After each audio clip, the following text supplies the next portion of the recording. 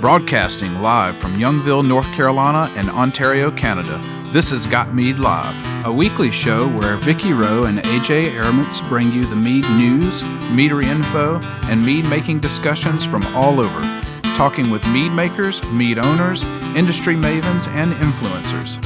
This is Got Mead Live, a weekly podcast about mead and the people who love it and where the mead world is going. And now here are your hosts, Got Mead owner Vicky Rowe and mead and wine maker AJ Airments.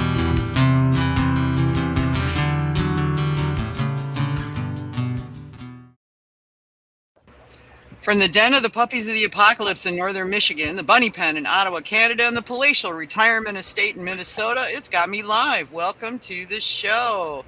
Tonight our guest is Carlos Herrera. He's owner of Texas Longhouse Meadery and the new president of the Texas Mead Association. So we'll be chit-chatting about all kind of different things tonight. I want to say thanks to all the folks who renewed or signed up for Got Mead patron memberships over the last couple of weeks. You are appreciated. To do the show, we depend on that. That is the only income pretty much that Got Mead's got to pay for all the things they request us to give them money for. So we appreciate you supporting us like that. If you're considering becoming a patron member, it's only $30 a year. You get access to the Got Mead patron forum and the Got Mead patron Facebook group. So a little over 50 cents a week. There's even award-winning recipes contained within the patron area. So definitely worth a look. Head over to thegotmead.com/community for the forum. And there you can sign up for free. And if you want to upgrade to patron, you can do it from there. To listen to us live, you can find us on YouTube, Twitch, X, and Facebook on the Got Mead page. We do have a chat on Discord as well, and we broadcast out on Instagram. So Twitch, we are twitch.tv/meadwench. YouTube is youtube.com/@gotmead. Twitter or X is x.com/realgotmead. Facebook is facebook.com/gotmead, and Instagram is instagram.com/gotmead. Discord, the Discord invite, it's discord.gg/Z, uppercase E, uppercase K, uppercase N as in Nancy, U, J, uppercase Q, uppercase T, lowercase T, uppercase M as in Mary. So if you want to join us in the chat on Discord, you can do that. And I probably should it's posted all over. So go click on a link somewhere. All right. I want to do a shout out to our wonderful sponsors, Honeybrook Craft Mead. Discover Honeybrook Craft Mead with 2 Colorado locations to serve you. Visit our original Castle Rock tasting room and production facility or our brand new Littleton Mead Cottage and Garden.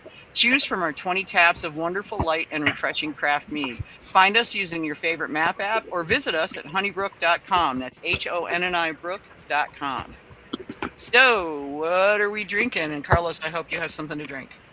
I sure do. Awesome sauce. You want to go first? Or you want to let Kevin go first? No, I'll let y'all go first. Okay. Kevin, what you got? All right. Well, as it turns out, I pulled a bottle of cherry Dwozniak from Carlos that predates his meadery. Nice. Carlos is sitting over there going, oh, God, is it a good one? Oh, no, hang in there. It's okay.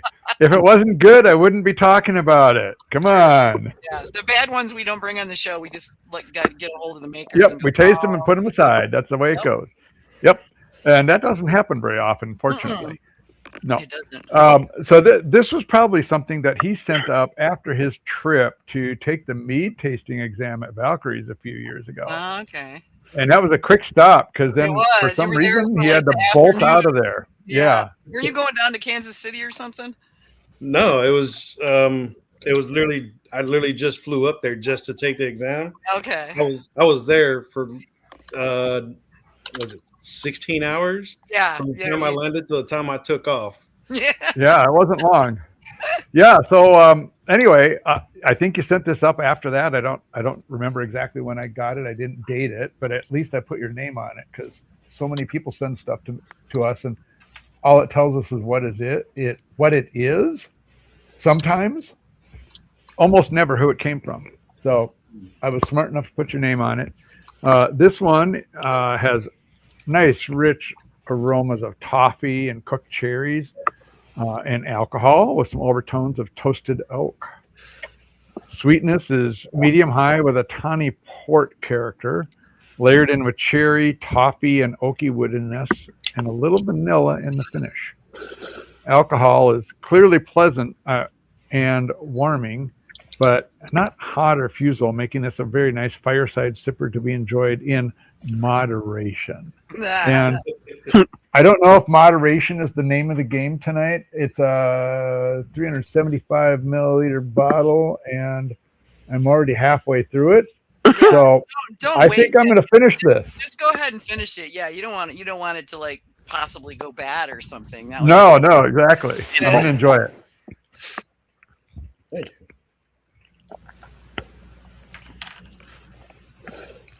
Well, I've got another of Kevin's that I've cracked open. The label says it's an OB Sumac Star Anise, and it appears to be a sparkling hydromel from 2018. I'm definitely catching the aroma of the orange blossom, and a little bit of the anise is coming through on the swallow.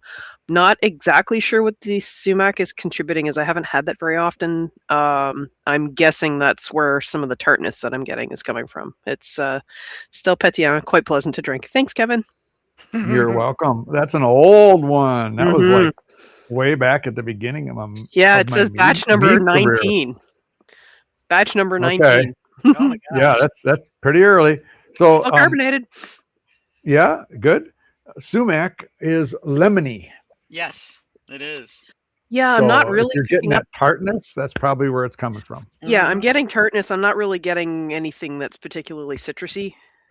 Mm-hmm. Like I've made sumac lemonade, but I didn't really find it taste much like lemon, just like, acidity and water. Right. Yeah. But cool. But yes, thank you. It's very interesting. Nice to know it held up fairly well for an early mead. Nice. Yep. It's always good to hear that your early efforts held up better than you ever thought they would. Right. For sure. Yeah, I got to start mining some of my older crap and see how bad it is. I know. I found a couple of old bottles that are probably 20 plus years old, and I'm almost afraid to open them. So we'll see. I've had a couple of pleasant surprises and a couple not so much. So you never know. I got lazy. Didn't want to go down to the basement to go searching. So I'm having to duck around doors and door frames right now over by the mead section because bathroom door is still down there. But I stopped at White Winter Winery on my way back from Valkyrie's Horn, and came out under, not surprisingly, with a fair amount of stuff, and gee, yeah, but shocking. Yeah, shocking. That's how I get my stuff from them. It's, I got to go. It's only like an hour out of my way. So, Well, John is good people and he makes good mead. So he makes good mead. Yeah. And I get to see the two of them, and it's just nice to see them. We're talking about taking the trailer back up just to hang out with them. But anyway, so he's making hard ciders now as well. So he's got mead, he's got cider, he's got his distilled products. He's about the only thing he's not doing is beer. So he had this raspberry hard cider. It's called Raspberry Island, and it's like 4.5%. Really nice, clean, light raspberry aroma. It's lightly sweet, and the raspberry flavor comes straight through. The finish on this thing goes on for like minutes. I mean, it just stays with you for a long time. It's just a nice, clean, straight up raspberry, raspberry flavor, and it's just delightful. I could drink a lot of this. And then it would be painful. But yeah, it's such an easy drinker. I wish I bought more than just a 4-pack of it, but we'll have to rectify that next year after Valks. So if anybody else wants to get it, you can get it at whitewinter.com. It's good stuff. All right, Carlos, you're up. All right. I prefer dry and off dry meads. I like semi-sweet, but today I'm going with the Brimminghorn Golden Tears. So I like dry that. traditional. That's a good one. Like I said, I'm a huge fan of off dry and dry meads. Semi-sweet, which we do a lot of, but I like dry. And this is very well balanced. Love the flavor. The acid and the tannin right on the finish are fantastic. It's very bright in your mouth. I like it. Nice. Yeah, I like nearly dry. I've discovered that while I like drier meads, if it's completely dry, it just doesn't feel right to me. Yeah, I like something with just at least a little bit of residual sugar. To me, that just helps hold it all together. Yeah. But yeah, I like it. Yeah, I don't think I've ever had something from John that wasn't really good.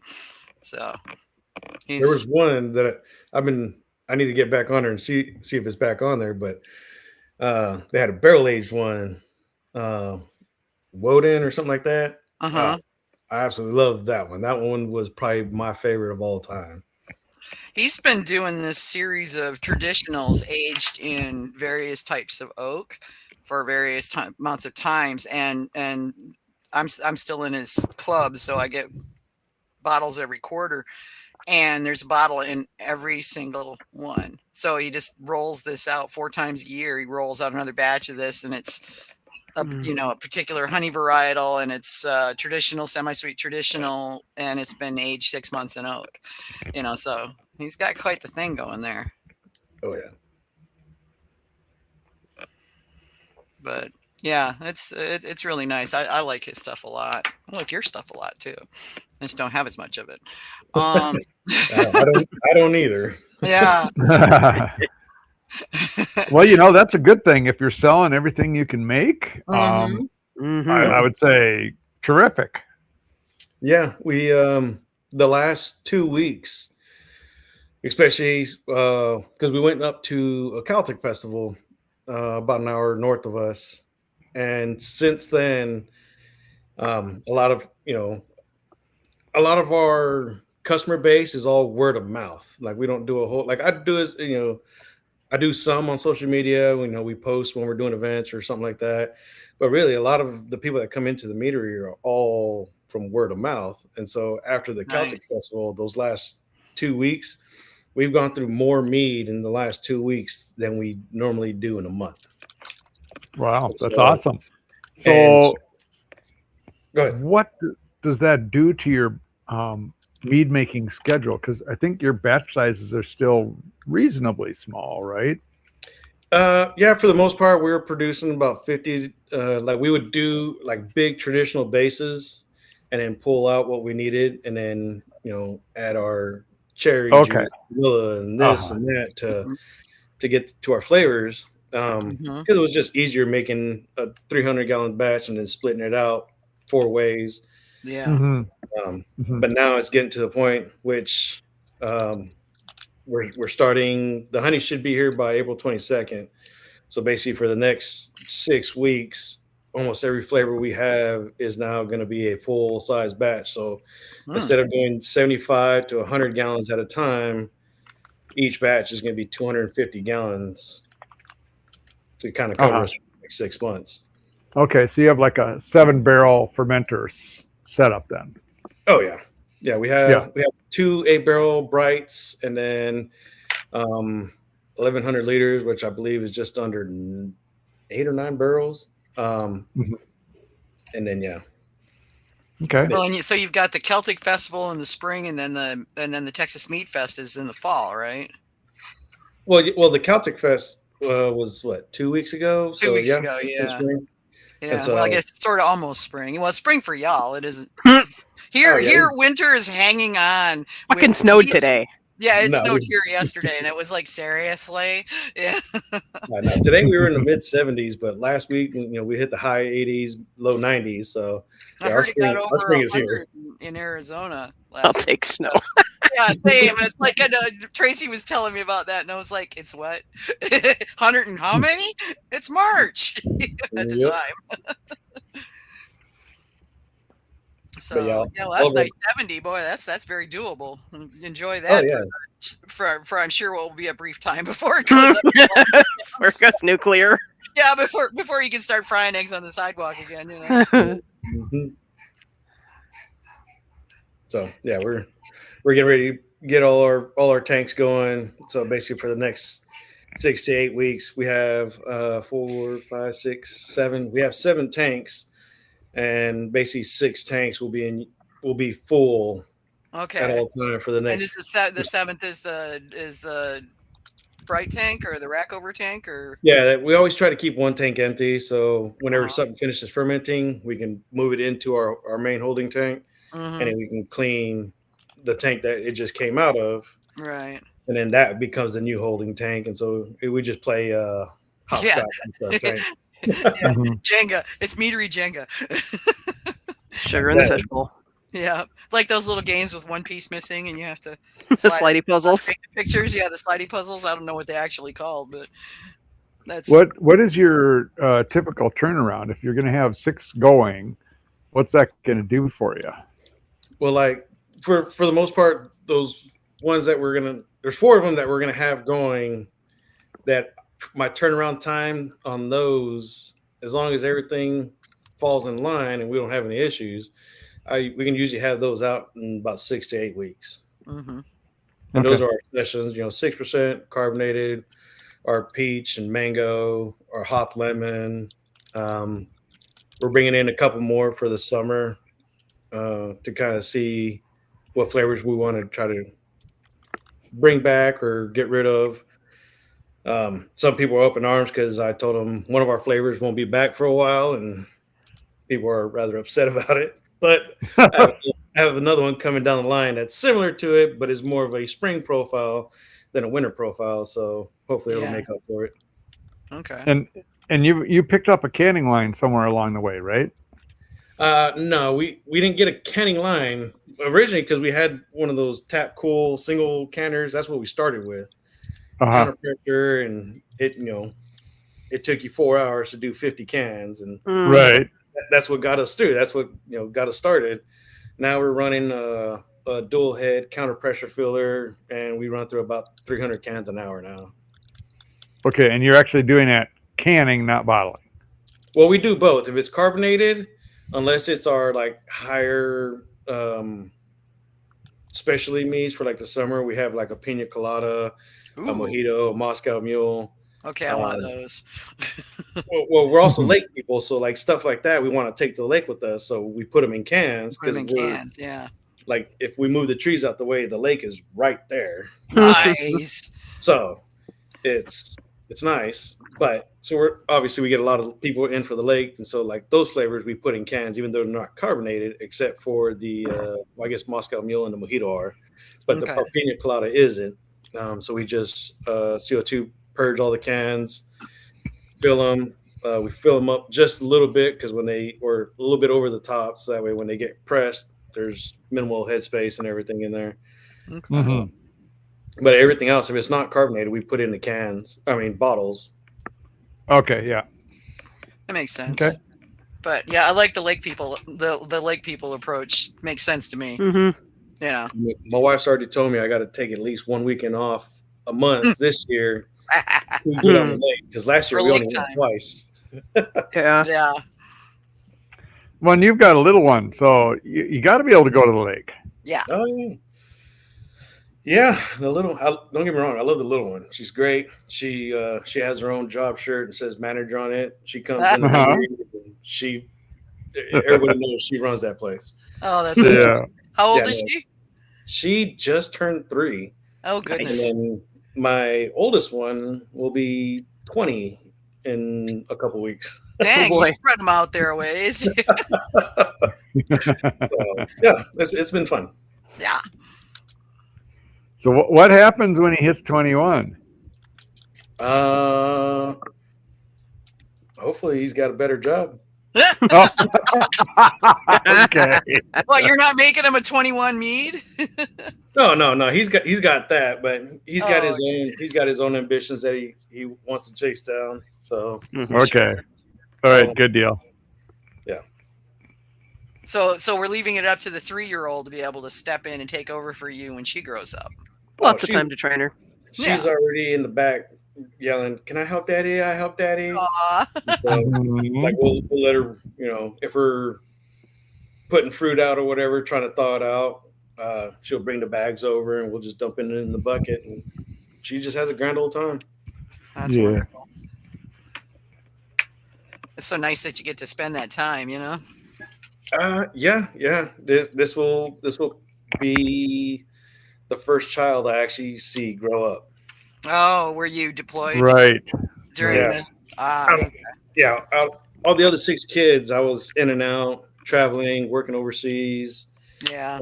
military, everything like that. Or I was working EMS when I was a paramedic. Which has cookie hours and yeah. Mhm.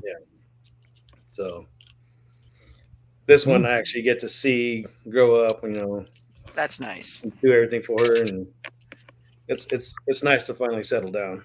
Yeah. Yeah, I'll bet. Well, she'll be doing a "Can I help, Daddy?" after you get your back fixed later. Oh yeah. Well, she can bring you mead while you're recuperating. There you go. Yeah. Depends on what painkillers you're on, though.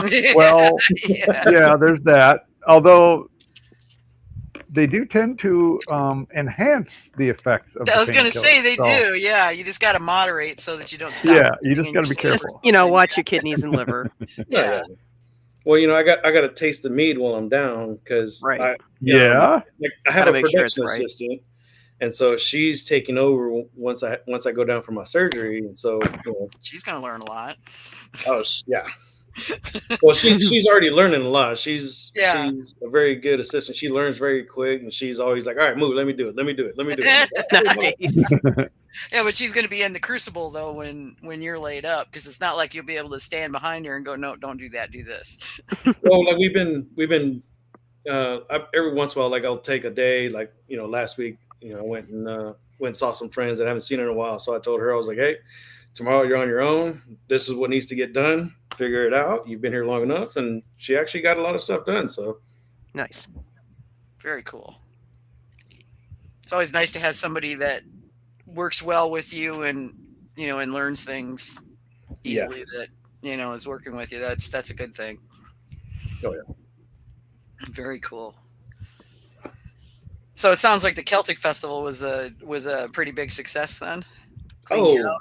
Oh man, we went through in that weekend alone, we went through 15 kegs and almost 20 cases of mead in a 96-hour window. Dang. So thankfully I have friends like Bryce and Savannah from Fox and Raven because they've been there before. I think this was their second or third year. Uh-huh. And they're like, "Hey, look, bring more meat than you think you need." And I was like, all right. And so I was telling my wife, and I was like, "Hey, this is what they said. We need to take more." And she's like, all right, cool. We'll just, stick it in the back. And if we need it, we'll take it or use it. Because I was judging Bluebonnet the Saturday, speaking at Bluebonnet. So I didn't get to go up there for Saturday. I only went out there for the Sunday.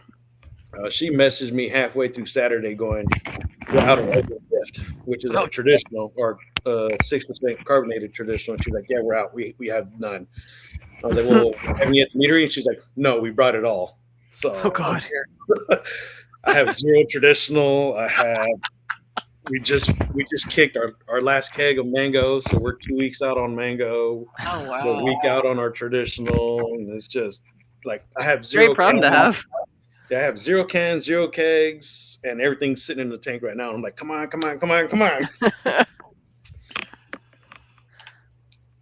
We were gonna. Here's something that I've seen done at small festivals, which would probably work there too. Is if you're kind of low on inventory for something that you think is a little special, you put up a sign that says, "We're going to release or open this up at 12 noon or at 2 p.m. or 3 p.m."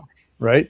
And you put out a schedule for each of these things that you don't have a huge amount of, so that people keep coming back. They know it's a limited release. They get it, and they're thrilled that they got it. Yeah. And then it's gone, and you move on to the next one. I've seen them doing that at Sugar Belt.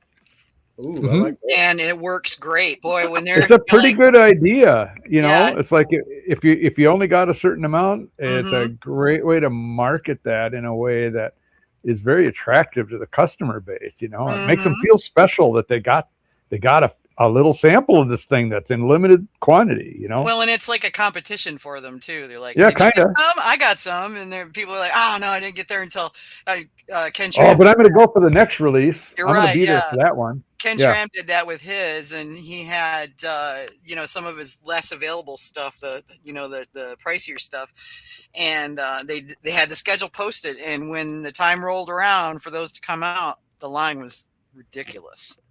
Yeah. I mean, just nuts. So there you go. There's your marketing tip for the day, Carlo. Mhm. I appreciate it. That's actually a pretty good idea. Granted, Well, and it helps you hold on to that stuff where you might be on that limited, well, It because might give you excuses for smaller pours. well, we were. Well, yeah, I guess we should have done that too. Because How big a pour were you doing? Everything's bigger Well, in like- Texas. Everything's bigger in Texas. Yeah. I mean, like, yeah, if it was our 6% stuff, we gave 12 ounces, and if it was anything over 10%, we did 8 ounces. Oh gosh, yeah, that's huge. I mean, when I go to festivals like Yikes. that, I'm used to getting these, 2-ounce pours, which is okay because if I got 8 or 12-ounce pours, I wouldn't be able to go to a festival. I'd like the second one to be like, all right, I'm gonna go sit in the car now. Okay, I'm done. Right, I'm done now. Yeah, but there were people were paying, was it like $8, $9, $10 for a 12-ounce pour though. So Yeah. it was kind of like we knew it was a festival, and everyone's like, all right, it's festival prices, and then we also we wanted to make sure, because again, we're trying to build a community, and when we were there at Celtic Festival, we actually got a winery who actually now carries 4 meads year round. We actually got them to sign up for the Texas Mead Association, so Nice. it worked out. So we're kind of trying to bounce each other out, so we're not undercutting each other. And like I said, Fox and Raven was there, and we're very close. As a matter of fact, Savannah from Fox and Raven is actually my vice president. So I don't want to take away from them, because they only do farmers markets and festivals like that where we have a tap room. Mhm. And so like we kind of Right. like, what are you guys doing for prices? And we kind of built our prices around each other, so that way we're not taking away from them, but we're also not losing out on opportunity for us either. So how does it work at the festival? Are they paying you directly at your booth? Yeah. Oh, okay. Yeah, they come up. It's just like we get a temporary permit for the event. I was jumping through hoops trying to get everything done because we got approved at the last minute. And I thought we weren't going to get it because like, oh yeah, if you don't hear anything from this date, you can consider it that you didn't get approved, and we'll move you to next year. And the date came, and I was like, well, I guess I didn't hear anything. And it was like 4:00 in the evening when we got the approval. And I was like, and they're like, oh, by the way, we got to have this information submitted. And so I was having to jump through hoops getting our temporary permit because we were at the 14-day window already. Because at 2 weeks, our temporary permit's free. And then the closer you get to the event, the more you got to pay. If it's 24 hours, it's a $3,000 permit. And I'm like, yeah, no, we're getting this done right away. So, trying to get a hold of everybody to get the letters and maps and everything I need to submit. And it was a good time though. Good.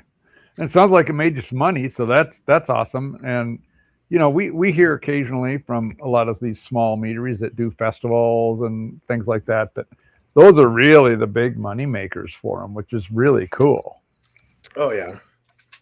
And like I said, that's for like Fox and Raven, it was a huge turnout for them. It was a great turnout for us as well. And we kept pointing, people would walk by like, oh, there's mead. And then keep walking down like, oh, wait, there's more mead. And so people back to the other booth because we were there. Are your booths close together? Yeah, we were, I'd say 12 feet apart. Oh, wow. Okay, that is close. Yeah. With Cool. the winery between us. Mm-hmm. Nice. So the winery. Yeah, it's sort of like quick serve food restaurants, right? They cluster together, and it's actually good for all of them. Sounds stupid, but it actually works. Mm-hmm. Yeah. That way, if not everybody wants to go to the same place, everyone's got options.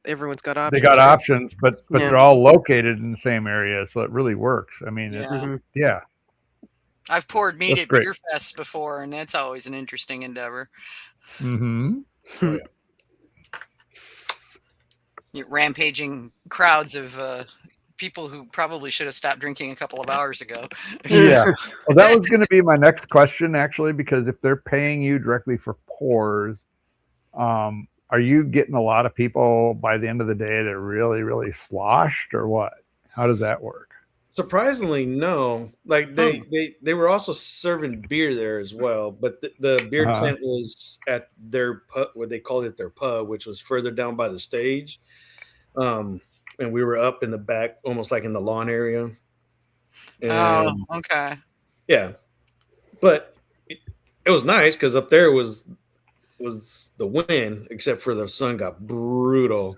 Everyone's trying to huddle under the shade. 'Cause Yeah. the first day there was no wind and it was just straight hot. I want to say it was like 96 when like the 3 days prior to that it was in the 40s. So Mhm. Uh-huh. a lot of people were like, "Oh, what is happening?" So probably marketing tip number 2 would be bring another pop-up shelter and put it in front of your booth for shade. Mm-hmm. Mhm. You'll have all these people clustered under there for an hour buying mead from you to be in the Just to shade. stay out of the sun. That's brilliant. Works in the rain too. Because Everybody else is going to be like, "Holy crap! Why didn't we think about that?" Uh-huh. And then the next time you go to one of those, everybody's going to have them. Yeah. we You'll were- get one gimme, and then after that. Yeah. Might not be a bad idea though. And No? their pop-up shelters are cheap, so Yeah. yeah. and we got enough folding chairs and little tables we can There put you up go. There you go. little- Make You got your own yourself patio in the shade. Yeah. Make your own little Awesome. pub. make a little pub up there, and yeah. Yeah. I like it. Yeah. That is cool. I like it. That's a really good idea, Kevin. All right. What other advice you got, Kevin? I got my notebook out. Yeah, right. Well, No, yeah. let's just keep going. I'll keep riffing as things come up. I don't know. I don't have a master plan. I just react to stuff, you know. That's kind of the way I do it too. Is like, oh well, if you're doing that, then you need to do blah blah blah. Yeah, I love brainstorming sessions Same, though. They're yeah. awesome. So much fun. Yeah. They're always a blast, and mostly they tend to be pretty productive. Yeah, and sometimes you come up with really dumb shit, but Yeah, you yeah. know, Well, but that's that's the okay. idea. That's what brainstorming is. Everything is game until it's not. yeah. You know. Yeah. That's what's so cool about brainstorming sessions. I love doing those things. That was what I had my marketing center on was, all right, let's figure out how to get you in front of more people, how to get your meat out there in front of more people. Yeah, that's right now that's the scary part because I had two breweries reach out today going, "Hey, you distribute out our way?" And I was like, "I sure do." They're like, "Cool." I sent them our pricing sheet and I was like, "But we're at least 2 weeks out on our session meads." They're like, "Oh man, we need something today." I was like, "So do I." Yeah. That's the downside is you get to those stress points where you need to expand, but for production and stuff, but there's that's money, and meanwhile you're selling your stuff as fast as you can make it, and and it's just like it's like a perfect storm. You have to figure out a way to get through to the other side to get that additional thing. My prediction is that you'll have at least one more tank by the end of the year, maybe two. I don't have the space. We're literally having to go up with shelves because we can't go out anymore. Oh, okay. Granted, if we dolly the honey barrels in or get the forklift in on brew days, then we might be able to get 2 more tanks in. But right now, we have 5 honey barrels that sit in front of our mixing tank that are there pretty much all the time because we order our honey by the barrels. And so if it's not in use and it's in our storehouse across the lot from us, but when we need it, it sits in front of our mixing tank. It's just trying to move 600 pounds willingly. Yeah. Not that easy. Yeah. Right. Yeah. So, question from the forum or the chat here is, what were you serving from? Meaning, jockey box, bottles, cans at the festival. How were you doing that? Oh, we have a 4-tap jockey box, but we were serving 6 meads, and so the second mead we had 2 taps with picnic taps on them, and Oh, kegs were sitting in a like a Rubbermaid tote, just with bags of ice and cold water. sure. Whatever works. And we put ice across the top and wrapped the picnic taps around bags of ice, so that way as it was going through, because they were like Mhm. 3-foot picnic taps, it would still Sure. try to keep cool. So Yeah. Yeah. Okay. do what we can. Yeah. That's pretty cool. I love those jockey boxes are neat. I see those. Corey's got one too, and when I'm pouring for him at the Sugar Belt, and it's just interesting. Does somebody make those, or do you guys just make? Yeah, we make them. Oh, I've got a I mean, 2-quart you made jockey yours, box. so you didn't go buy it somewhere. You made it. Right? Well, so generally speaking, you either need a chilling plate, which those are pre-made. You know, they're layers of sandwiched copper or aluminum or stainless, and the liquid runs through there, and they come with a 2-port or 4-port, input output.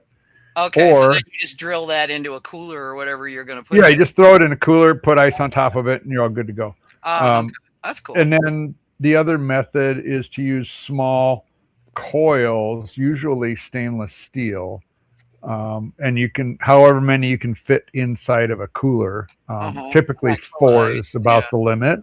And you fill the cooler with ice, and the coils sit in the ice, and the beer or whatever flows through those coils. So it's the same basic idea. It's just different method. Gotcha. Yeah. So home brewers make those things all the time.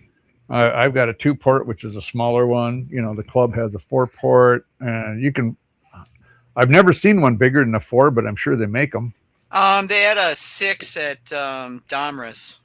The club. Okay. The club that runs Domrus has a 6 that they built, and it's plywood and taps and so forth and so on. I never really looked inside to see how they had it all put together. I mean, cooler sizes are kind of the limit, right? So if you get a long enough, wide enough cooler, you could put 6, 8, 10 in there, I suppose. Oh yeah, they're one of those body size coolers we used to have. Right. You go on a week-long camping trip, those things come in handy. Sure do. Yeah, they're slick, and they're not terribly heavy to carry around either, as long as they don't have ice in them. Yeah. Great for these festival things. I mean, totally great. Especially if you, Carlos, are you kegging too? Are you selling anything on a limited distribution to local restaurants or whatever?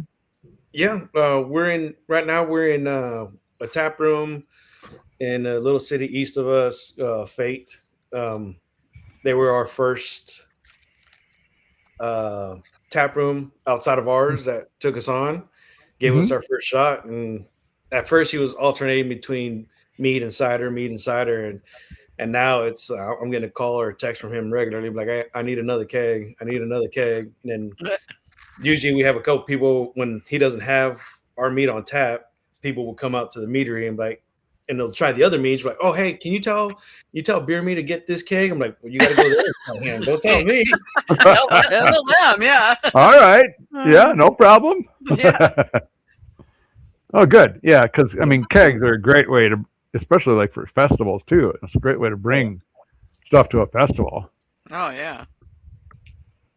It made it so much easier because that's what we were serving out of, was obviously with the picnic taps, was the kegs, right? And it was ridiculous. I wasn't expecting to go through that much mead, and I'm glad I asked Fox and Raven beforehand about it, and they're like, no, bring more, and then bring more than that. I was like, oh, okay. So because originally we were just gonna bring 2 kegs of each flavor, and so we were gonna have 8 kegs, and that whole weekend we went through was 12 at the Celtic Fest and 3 through the tap room. So yeah, it went quick. Not bad. Yeah. What happens when you run out? Usually we have a couple other meads that are kind of like in reserve. You're usually either seasonal or something because we have 16 taps in the tap room, right? No, 14. We got 14 taps in the tap room, and then we have two little mini kegs that we serve off that are on top of our bar back fridge, just because those ones we want at room temperature when we serve them, which is our Chilean Malbec, avocado blossom piment, and Mhm. Skull, which is our Umbrana barrel aged traditional. Yeah. Okay. Those two we serve at room temperature. That's what everyone prefers them at because they used to be in the cooler with everything else, and we started offering people chilled or not chilled, and come to find out that one they want just at room temp, and so we've gone through more of our Malbec mead in the last uh, 6 weeks than we did last year. I think Vicky needs to let the dogs out. My goodness Yeah. gracious. I think Vicky needs to just mute here. God, all of a sudden, Jeebus. The dog alarm went off. I know, Oh right? my goodness. Yeah.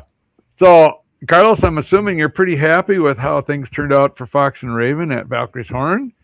I mean, Oh, they did really well. oh yeah. There was I think there was a couple categories that there was us and They got a first in trads, which is pretty cool. That's actually tough to do. That's tough to Oh, do. yeah. Yeah, you gotta have a really good trad. Yeah. I almost opened that one, but I'm saving that one. Saving that one for later. There you go. Yeah, I'm gonna have to order a few meads now after the results of that competition. I know. I'm gonna go back. I gotta go back through there, and there was a bunch of meaderies that were new to me, and I'm gonna be getting. I know there's like a whole bunch of like yeah, this new Alaska Meadery I got know. like 2 or 3 medals in tough categories. I mean, it's like this is great. Yeah, it is. Yeah, I was really excited for them because there's us and a couple other meteors. We were in the same categories together, and Oh, and so we were like texting in the group chat, like, oh yeah, just smack talking, yeah. and then Well, the bad like- news is you're competing with each other, and if they're in the same category, so that's the downside. Yeah. Another, I don't know if they're new, but I don't think I've ever heard of them. Another meadery in Texas picked up a medal or two as well, which is Vinland new to Meads. me. Vinland. Yeah, Vinland Meads. Mhm. They're on our bar. We're about to be on their bar. They went from pretty much outside selling to any bar that can get them, farmers markets, and now they're opening their own tap room as well. Nice. Merchants in Texas, outside of Athens. Okay. So yeah, I'm excited for them. They won a lot, and so I was obviously I'm competitive. I was like, all right, I've won a lot of awards with these meads to see how they do against everybody else, and I got some really good scores, but Texas Longhouse Meadery wasn't called, and I was like, man. But hearing Vinland Meads and Fox and Raven Meads and Sidetrack Meadery, like all of my friends winning, it was great to hear and see and watch go down. So Yeah, that's always true. And this is a funny thing about competition just in general, right? Is the meads that win sometimes are not the ones you think are your best meads. And it all depends on who else you're competing with too, right? You may have a great mead, but somebody else had a little bit better mead than you. Yeah. and that was And probably that's just the way it works. and yeah, that was one of probably the best advice I ever got. It was actually from Tracy. Was just because it wins a medal doesn't mean it's going to sell. And Well, there's that too, right? Because customers are different than Judges. technical judging stuff. Yeah. For sure. It's nice having the medals up, and it's a talking point when we get new guests in, and and they're kind of a little hesitant to try anything, and they're like, "Oh yeah, this one's won an award." Like, "Oh really?" And then so they'll open up a little bit and then start finding what they actually like and what they prefer, and so it's a great starting point. But it's fun to see, like meads that I have a mead that has yet to win an award, and it just sells like crazy, and it's Odin's Gift. Okay, so tell us a little bit about that one. Mm-hmm. So Odin's Gift is a blend of two honeys. It's a Mexican orange blossom and jungle blossom. 6% carbonated, and traditionals themselves have always been one category that, like, while I've won awards at, it's always one that I've always had to fight to win awards at. Um, and so it's trying to find a good balance. And like when I first started out trying to get, the good feedback, I was like, oh, it was this or this or that or this. And so my, scores being all over the place and feedback was little kind of different from region to region and trying to figure that out. Finally, I think I nailed it down. But again, it's just one that it just never wins an award, but sells like crazy. Well, it seems to be the case that the award winners are not necessarily the ones that fly off the shelves. Which is fine. And Yeah. like I've told other people, I was like, just because you don't win an award doesn't mean it's a bad mead. It's just No. either it's not. Which I try to explain to people the regional bias. Even though we, as a judge, we always try to leave that out and try to leave it at the door and judge the mead as it is. But there is a regional bias, so it's trying to find the balance to please everybody is the hard part. Yeah. And the fact is, you can't please everybody. Yeah. Yeah. But as long as you can please the majority, then yes, you'll be all right. Yeah. Sometimes the ones that fly off the shelf too are the oddball ones, right? People are just like, I want to. Oh, that sounds weird. I want to try that. Taco mead. Taco mead. Taco mead, yeah. Or the other one, and Fox and Raven has this one, and I've had it, and it's actually surprisingly good, even though it sounds like a train wreck when you read the description. It does. I mean, let's face it. But people like pickle whiskey and pickle beers. This is a pickle mead, and it's actually quite good. So I am not dissing them. I'm saying that when I read the description, this does not sound like a winner, but it's actually pretty good. And it did win. I'd have made a face reading it, but I also would have tried it. Because I've learned the hard way that just because I don't think I'm going to like something doesn't mean that I won't like it. Exactly right. Mm-hmm. That's what I'm saying. So,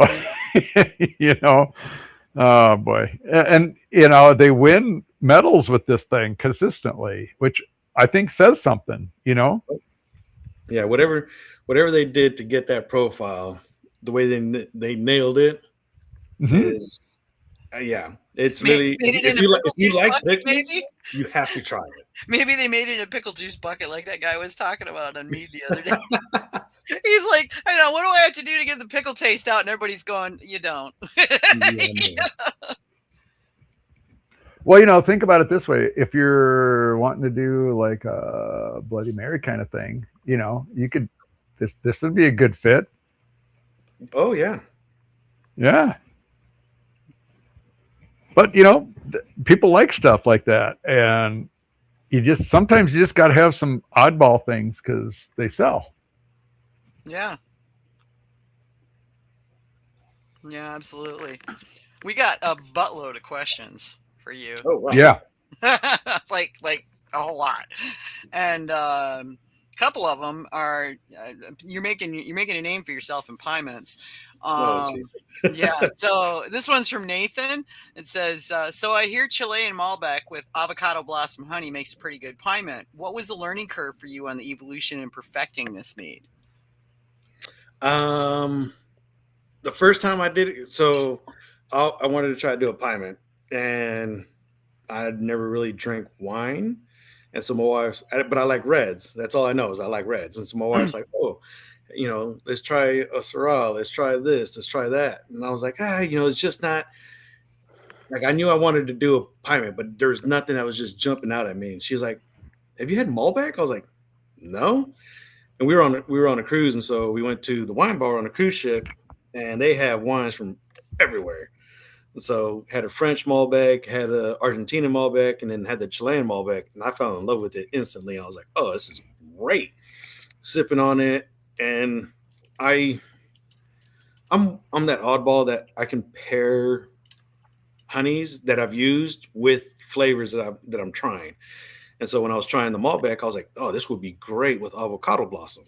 I don't know why, it sounded like it would be great with it. So I came home, got the grapes, made it, sent it off to competition, make some tweaks, and then like it was we aged it on oak because most Malbecs are aged on oak, and so I just aged it on Hungarian oak. I was like, yeah, this will be great.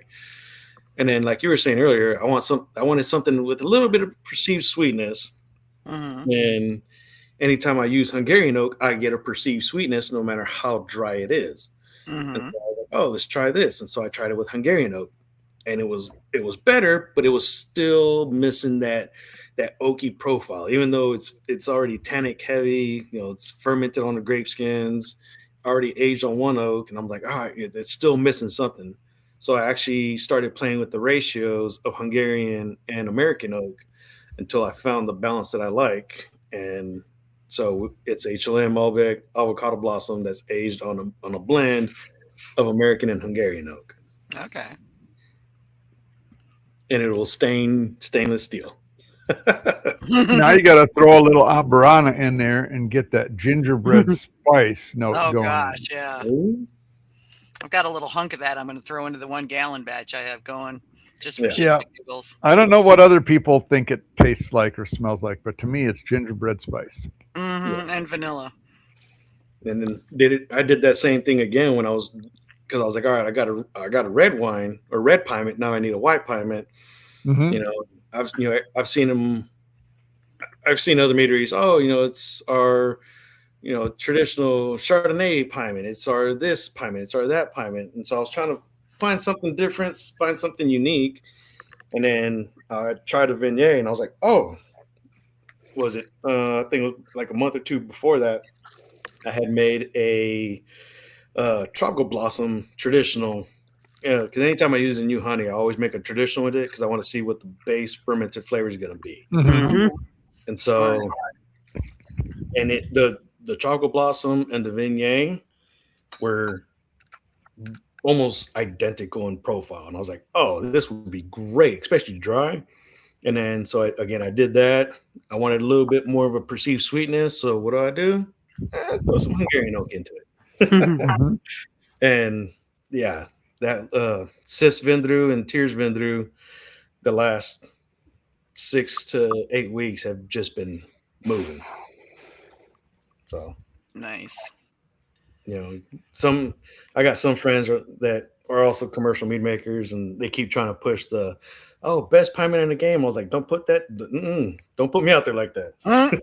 You're gonna set a bar too high, and then it's gonna come crashing down when people don't like it. And I'm like, it's a good piment. Well, Viognier is a pretty cool grape. It like the French Viognier, it has notes of pineapple. Yeah, that's also Where are you getting yours from? Wow, man, I gotta pull up. Where was the last? Grapes Direct was the last time I got the Viognier grapes, and I want to say they're a French Viognier as well. But that's also the same reason I use like BA11 for that. Mm-hmm. Push that tropical pineapple profile. Right. Yeah, I mean, Yeah. a good Viognier should have pineapple Yeah. notes in it. There's no doubt about it. Yeah. So BA11 is my friend for that one. Yeah. Mm-hmm. Well, and it's funny. Bradley also had a piment question. And he says, you do a lot of very nice piments. What's your approach on building piments? Honey first or grape first? And how do you marry them when working with less popular grapes, such as the Viognier piment? Yeah. Like I said earlier, it was just I tried it. Usually I try to stick true to style. Don't get me wrong. I support I want that honey character profile, but when I make the piment, I found that people actually don't actually like the honey profile that when it's a little bit forward of the grape. And so I push the grape forward and then make the honey a supporting character. So I do the grape first and find the honey that's going to pair with it. So are you co-fermenting with the grapes, or are you Yes. making a trad, making the wine and blending? No. We co-ferment with the grape skins, except for the Viognier, it's just the grape juice. But Yeah, right. Well, it's a white, so that makes sense. yeah. But no, for the reds, yeah, no, we throw the skins in and everything. Yeah, I'm a big fan of skins. I mean, when I made my pie mint, I started with juice. I had gotten a 5-gallon container of grape juice, and well, 2 actually. So I got one of Chamerlot or Chamberson and one of Merlot, and it was, and then I was like, well, crap, I need skins. So I ended up buying a bag of skins online. Which I thought that was really interesting that you could do that. It was a lot easier than I was afraid it was going to be. I figured you'd be like, how am I going to get it? I have to call up these grape guys and go, look, could you dig in the trash and get me a bunch of skins? Now, did they give you the dried grape skins or were they wet? No, they were wet, and they were in like a thick plastic flat pack, with some liquid in there so that they stayed wet. Yeah. And so I just took them out, and I wasn't sure what the liquid was, so I drained that away and then used the grape skins, and it worked out great. Nice. Yeah. So, but that was, I just say, because I bought juice. I mean, next time I do a pie mint, I don't know. I don't know if I'll be able to. I guess I could. There's people who sell grapes north of here, so I have to check and see what sorts of grapes or varieties are available. And you could always ask Tracy for her terroir de white box.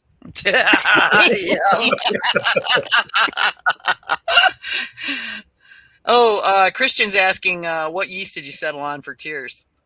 Tears, we use BM 4x4 or 4x4. However you want to do it.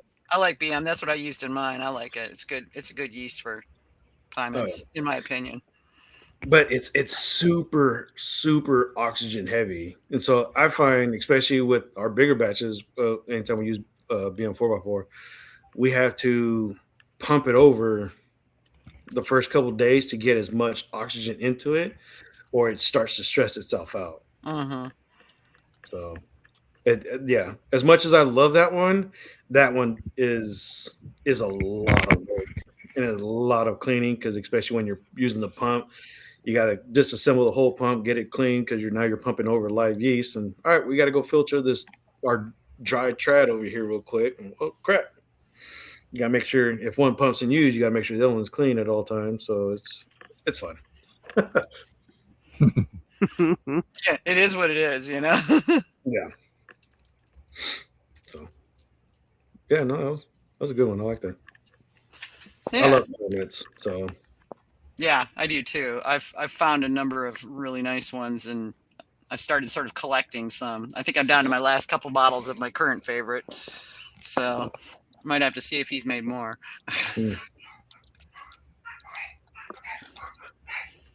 So Nathan asked a legal question. Oh. Yeah, a while back you suffered a surprise naming rights issue with a trademark on your peach mead. How has navigating the landscape of unknown legal challenges, the cola labeling submissions, and working through the external processes been in keeping your business side flowing as much as the mead production side, aside from the usual hiccups? Yeah, that was fun. What's his name? I believe his name's Chris. He owns a B&Brew out of Fort Worth, and so we're in the same demographic area and serving the same product of mead. Both of them are named Lothbrook. So he reached out and he's like, hey, by the way, I got this name trademark, blah, blah, blah. And I got that message literally as I was waking up. And so that was the first message I rolled out of bed and saw. And I was like, man, what is this? And Lothbrook at the time, and still is, which is our peach mead, is our number one seller. Like we go through more of that mead than any other mead that we have. And so I was like, and he was like, all right, you got to change your name. I'm willing to work with you guys. But at the time, like I said, I just woken up and I was like, what is going on? It's my number one. And so I wasn't happy about it. I was rather upset. And I was like, what is, trying to think through the process, wake up, get my caffeine in, and finally sit down. I was like, all right, let me see what's actually going on. And, rubbed the crusties out of my eye and read his whole message. And luckily, he's a cool guy. Him and I have talked several times. Obviously, being the president of the Texas Mead Association, I've dealt with the other meaderies, and so talking to him, he's like, "Hey, look, I understand the whole cola thing, the labels. It sucks. I get it, And so he was really cool. He's like, "We'll let you burn through all your labels, but we do have a trademark on it, so obviously we have to rename it." And so kind of sat back. I was like, "All right, this is our number one selling mead. How am I gonna change the name and have people support it?" And so if you look at our meads, a lot of our meads are all of our meads are Nordic based and have a story to them. And so Lothbrook is our peach mead. Lothbrook actually translates to fuzzy britches. So fuzzy britches, peaches, it makes sense. And so I had to go back through and sit there and think about it. I'm like, all right, what are we going to rename this to? And finally, I started thinking back to history and, what am I going to do? Well, we have to get rid of Lothbrook and kill it off. So historically, King Ayla is responsible for killing Ragnar Lothbrook. And so since Ragnar had to die off, we renamed it to King Ayla. Nice. So we played on history, accurate history. We gave the right information, and it actually worked out for us because people supported it. Like, that's actually really cool because you're sharing the history and you're sharing your process. And even though this happened, you made the best situation out of it. So it worked out. But now, anytime we do a name, we always go to the trademark office and type in the name. Try Lessons learned. Different variations of it just to make sure. So. Mm-hmm. But yeah. What else we got? Oh, we got lots. And of course, as customary, these questions tend to be multi-part. No, that's fine. So, yeah. All right. If you were able to go back in time to have a conversation with your pre-commercial meadery self, what would you have advised or done differently in the start of the project and on the execution side of your meadery? That's a good question. If I can go back and give myself advice before I started. Yep. Knowing what I know now, I would try to find somewhere bigger because we just hit our 1 year mark and I've already outgrown our space. Oh, wow. And then when we first started, it was perfect. The floor space was open. It was great.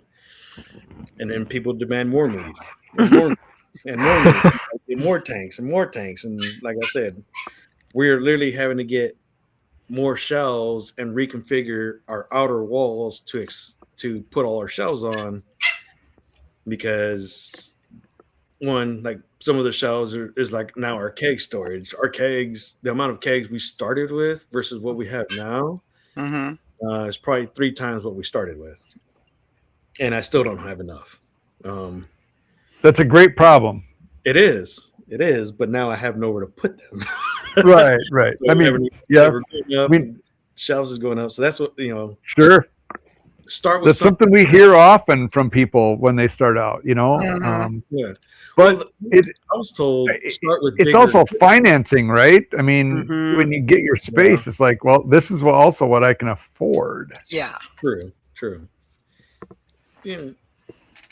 It's if you make a good product and you have other non-biased people telling you make a good product, then I would suggest going into a space a little bit bigger than what you might not be comfortable with is what I would tell myself, because that's where I'm at right now. Like I love where I'm at. I love my neighbor.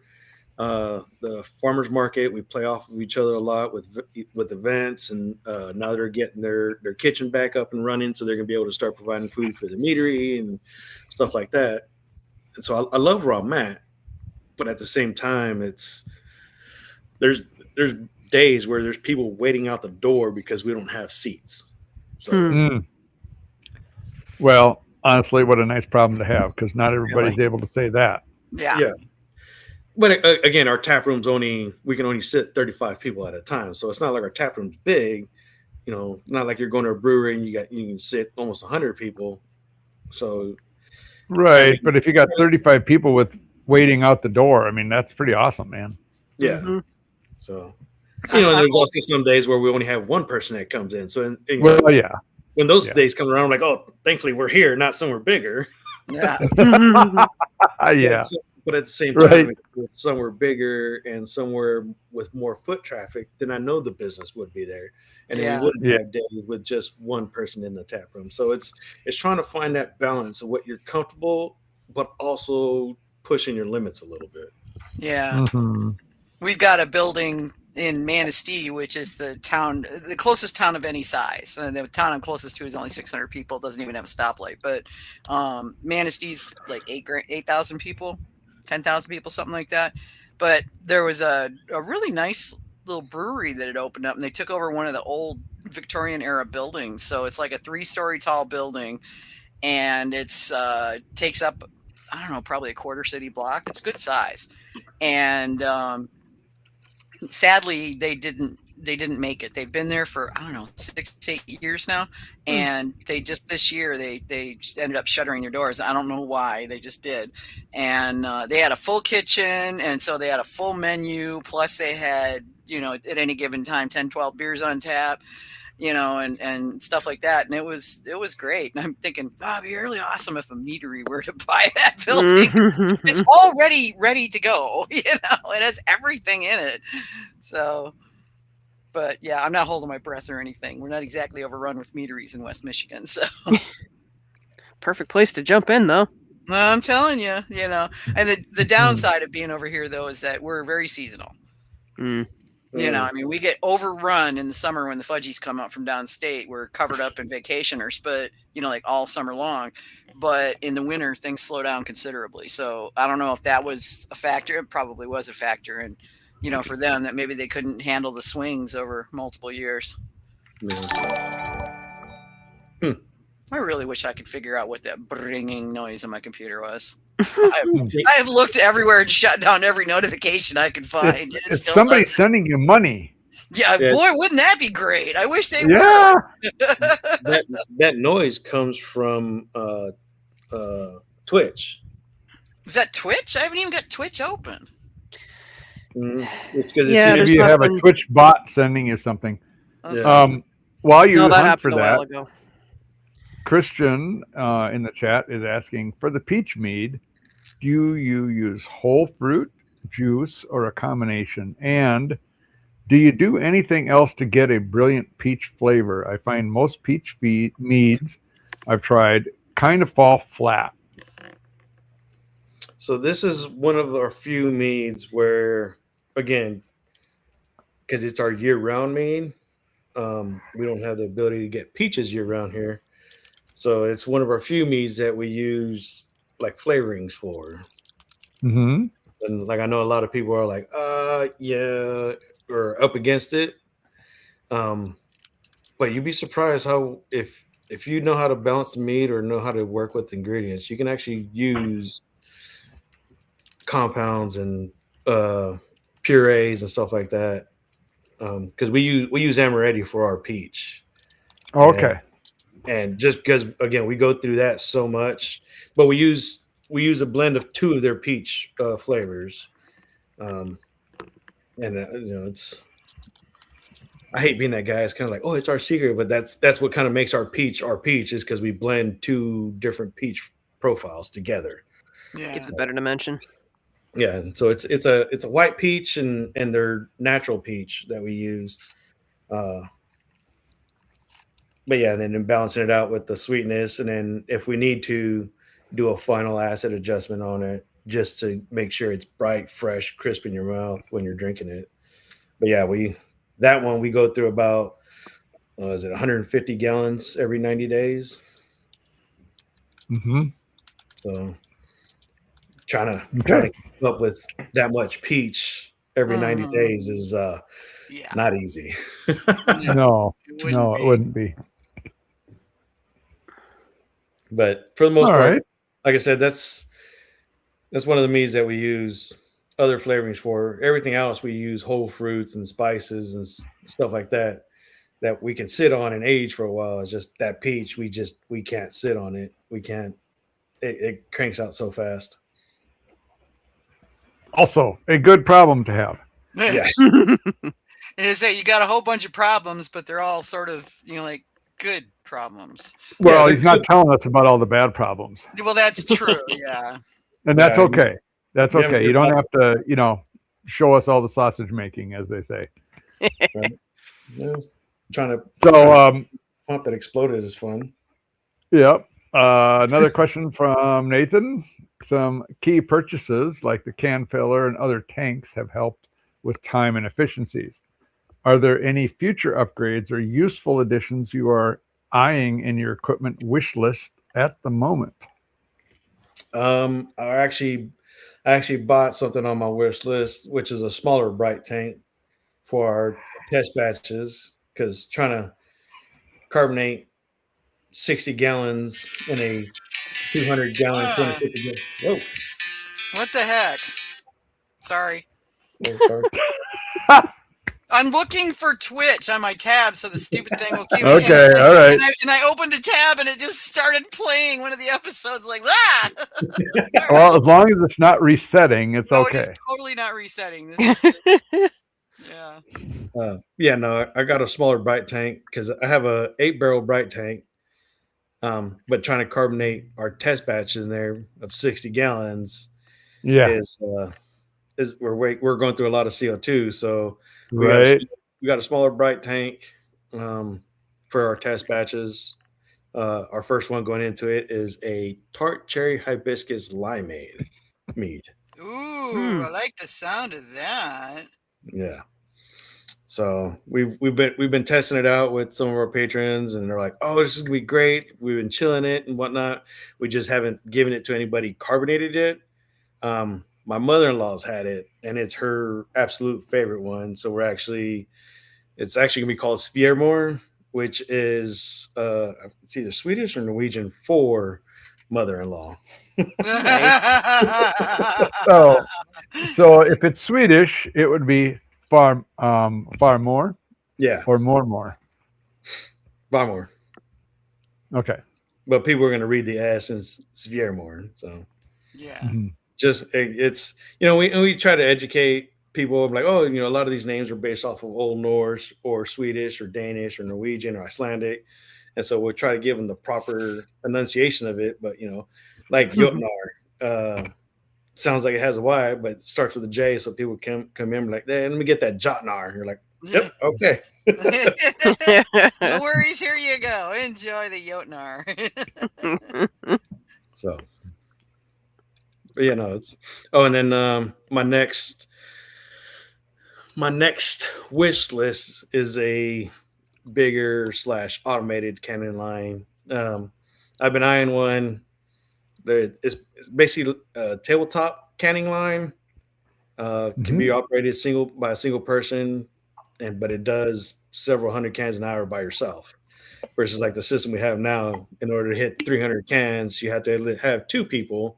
We can hit 350 if we have 3 people doing it, but 300 an hour is fine. But being able to pay 1 person to do it versus 2, is better. So, yep, that's efficiencies for sure. Yeah. So, yeah. Well, here's another one from Bradley, who now has left the chat because he's got to get up at 4 a.m. Poor guy. Catch a flight. Says, you've been known to experiment, sometimes accidentally, with some sizers. What's been your favorite sizer creation? It is probably my oak aged sizer, but this was when I was home brewing still. Um, I had one too many test samples while I was cracking and adjusting some meads, and so I was feeling pretty good I had the bright idea. I was like, oh, I'm gonna put this oak in a mason jar and pour some whiskey or some liquor on it, age it that way. I was like, all right. Well, in my infinite wisdom, I decided that this bottle would be great in there, and so I poured half a bottle of Johnny Walker Blue Label into a mason jar and soaked oat cubes in it and threw it into a sizer a couple weeks later. So I'd say that one was my favorite. It did really well at competition, which is what led to our Edoon's Reserve mead, which is a Ambrana barrel aged sizer. Room temperature, or when it's chilled, you get more of the Ambrana profile, but when you drink it at room temperature, it tastes like you're drinking apple pie. Nice. So Gotta love that. during the winter, we actually put the bottles in a crock pot and would serve them warm. People would go sit out on their patio with Edoon's Reserve, or like our sizer, or we had an old fashioned mead that we would smoke. And then we had two of our Bouchers, the Nordic and Sukalatiord. We did those warm as well. Okay. Nice. Interesting that you're finding the temperature makes such a difference, because I do that too. Like, I personally don't like chilled meads for the most part, unless if it's fizzy, I'll chill it. But other than that, I prefer pretty much everything at room temperature, except if I'm mulling it. And we've actually got mulling irons. Oh, nice. Yeah. You My could hear her sometimes. She'd stick the mulling iron in her mead in the middle of the show, and you could hear the sizzle. yeah. I haven't had the fireplace up in a while because the rabbit, but yeah. Man. But yeah, it's really cool to do that, and it's always fascinating to see how many different kinds of mead you can get from one glass of the same stuff depending on the temperature. Yeah. Oh yeah. Oh yeah. Like I said, our Sukalatiord, which is a caramelized honey, maple syrup, vanilla, and cacao nib. Nice. So it's like drinking chocolate and maple during the winter. And it's funny watching people learn the difference. I'm like, all right, look, here's it chilled, here's it room temperature, and here's it warmed up slightly, and just seeing the people expression going from one to the next. Like, how do you get more chocolate every time you drink it? And you're like, it's really the temperatures, and that's how I explain to people. You can adjust profiles just by the way you serve it. You want a stronger, darker chocolate, warm it up. If you want a milk chocolate profile, then you keep it chilled. So how are you preparing your chocolate / cocoa nibs or whatever it is that you're using there? So we get them coarse ground. Where did we get them from last time? I think Vicky was helping me out before, because didn't you were telling me about, like, you and your daughter were trying these different chocolates from different areas or whatever.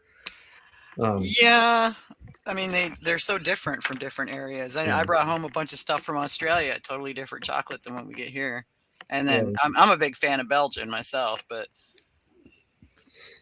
like the cacao nibs, I forget what the company's name is. I have it saved on my list of websites that I frequent. And so it's a Spanish name. I don't remember. It's like COXA something or another, but that's where I get all my cacao nibs from. And so it's all coarse ground. We get them.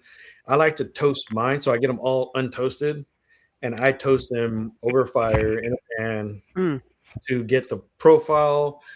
And usually I do it by smell, and then I'll take a couple of the cacao nibs and throw them in my mouth, chew on them a little bit. They're bitter as all get out, but it kind of gives you an essence of what that chocolate is going to be like, and then you build it up off of that.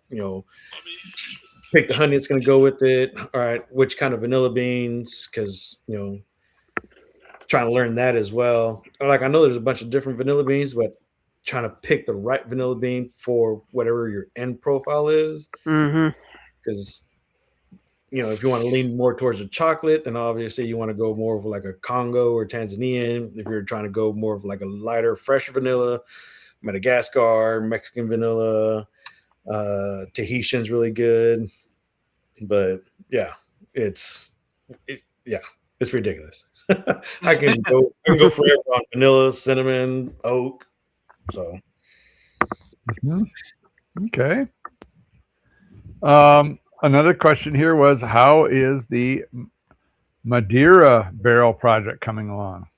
oh, somebody Man, dug deep. That was Bradley, He's trying to be Nathan when he grows up. right? Granted, it's not like you had to dig deep, but I've only mentioned that barrel once or twice. So that is actually getting delivered tomorrow. It's a 70-gallon barrel that we're going to be aging our Dwozniak in. Ah, okay. So that one we're going to be releasing December of 2027 or January of 2028. Okay. So, Okay. Kevin, pretty much what you're drinking now, just imagine with the Madeira barrel. All right. That sounds good. Well, I finished mine, so I'm in good shape right now. Yeah. The estimated starting gravity on that one was 1248, and the final on that right now is 1130. Wow. So, She's a big one.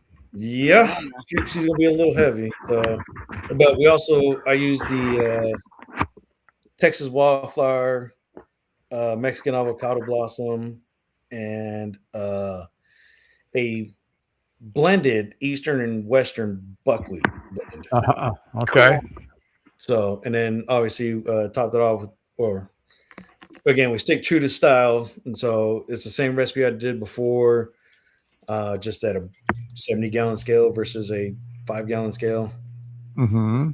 And so it is a true 1-to-1, 1 gallon of honey, 1 gallon of liquid. Yeah. So it's a Dwozniak. Yeah, but because we used cherry juice in it as well, we had to adjust our water ratio to cherry juice because you're only allowed to use so much cherry, or you're only allowed to use so much fruited juice if you're going to use juice.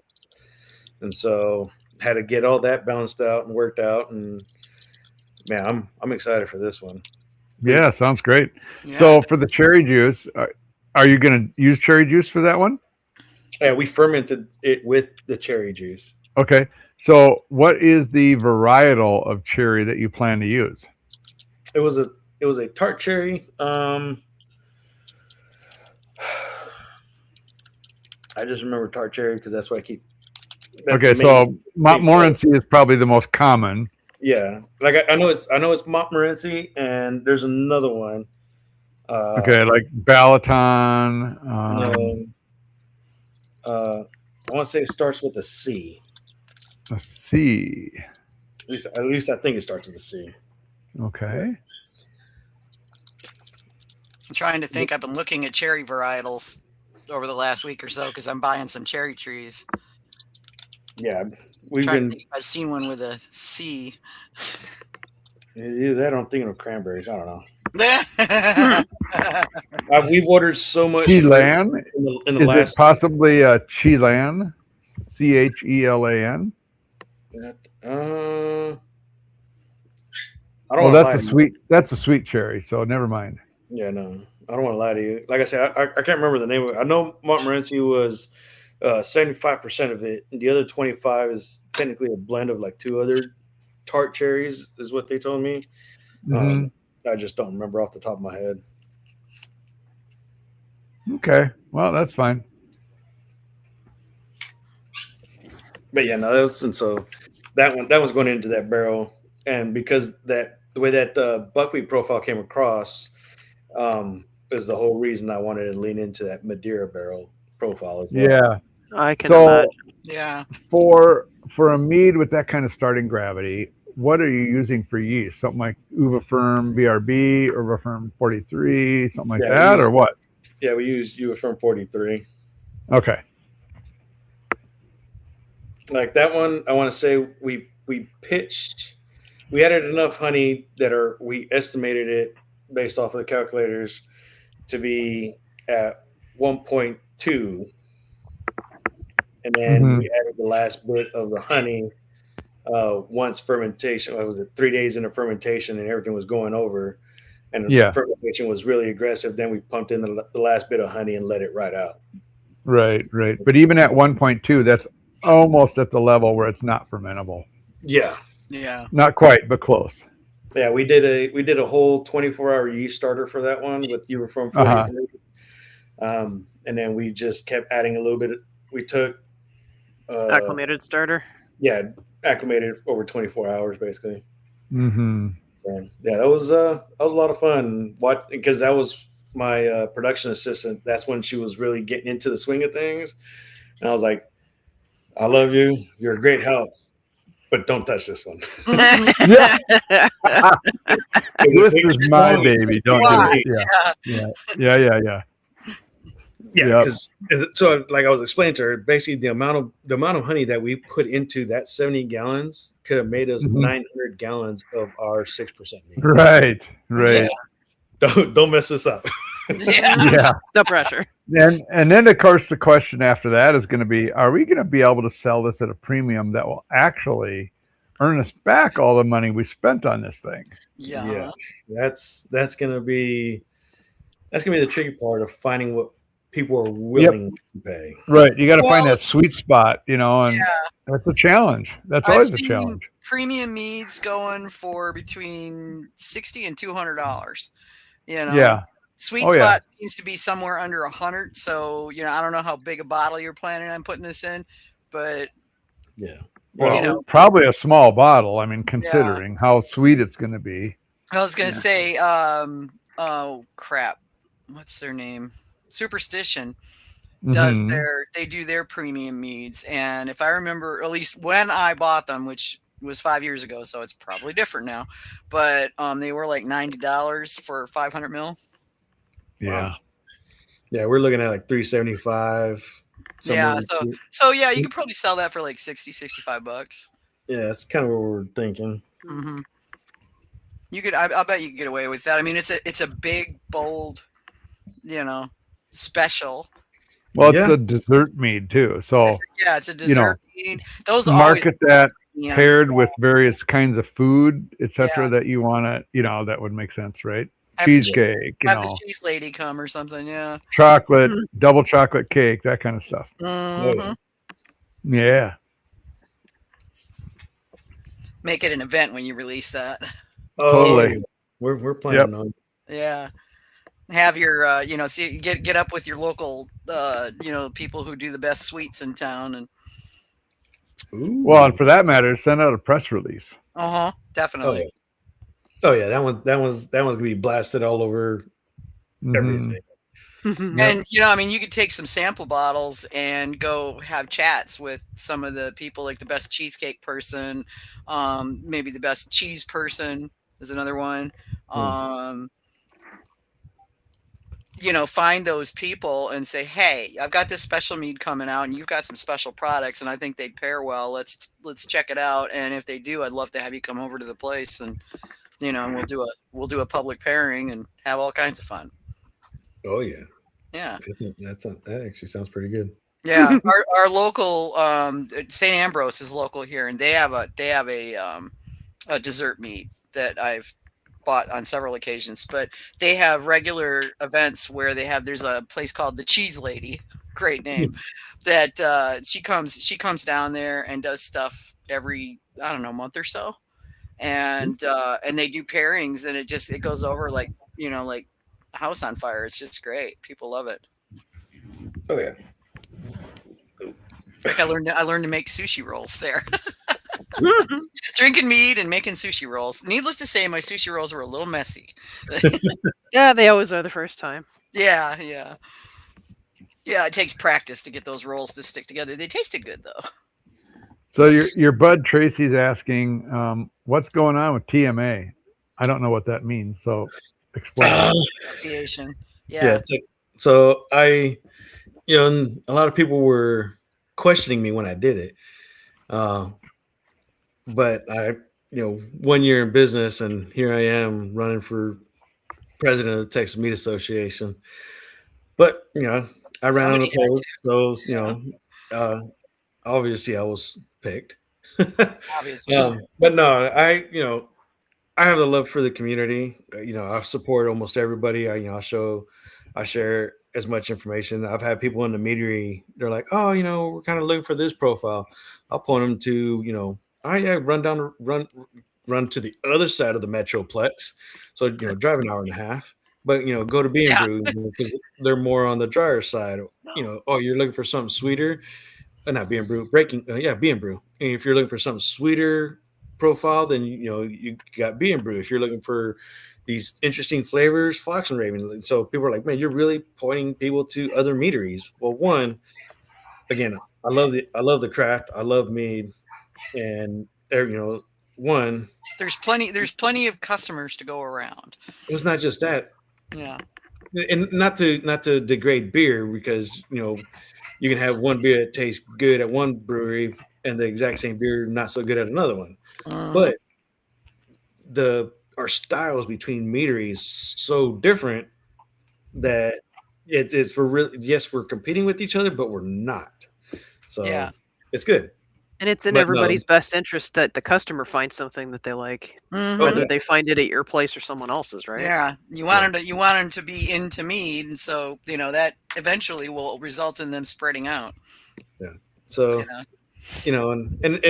not that the association wasn't doing anything, because they were still hosting the Meat Fest, and as a matter of fact, Isaac from Valkyrie's Kiss Meadery, he was the president before me, and they had one of the largest, from my understanding, largest turnouts for the Texas Meat Fest last year.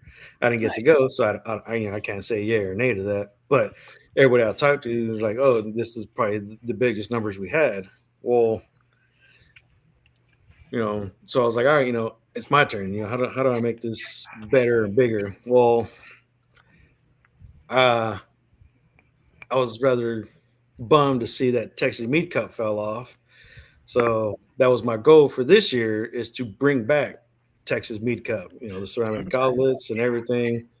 And so been in communications with the local homebrew club here, and they finally agreed. They're like, yeah, we'll come on and help you guys out. So Horsemen of the Apocalypse here in DFW are going to give us a hand with bringing back Texas Mead Cup this year, and it'll be we're still working out the details on it, but we have settled on September. So Texas Mead Cup will be back in the beginning of September. Nice. And then good deal. Our tentative, and we just got approved for our venue for Texas Mead Fest as well.